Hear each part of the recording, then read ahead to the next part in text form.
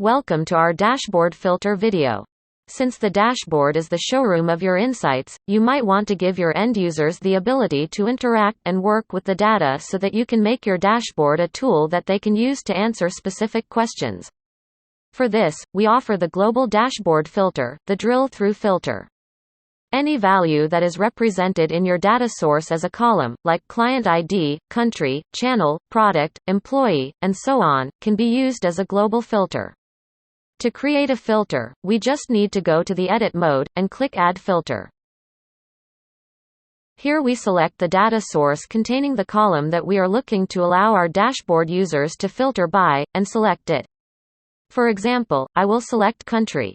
Once selected, you have multiple choices available, like showing or hiding the filter, allowing the user to select many or just a single filter option, or even creating rule-based filters like only countries that start with, etc. For now, I will use the standard setup, and just click Apply, and then click Done. On the dashboard, you can now use this filter to show us only results for the United States.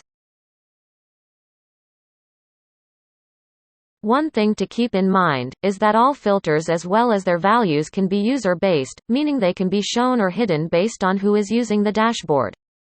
It's up to you if you would like to show the filter on the filter panel or directly on the dashboard viewport as a list or drop-down. In this case, you simply need to drag and drop it into the dashboard.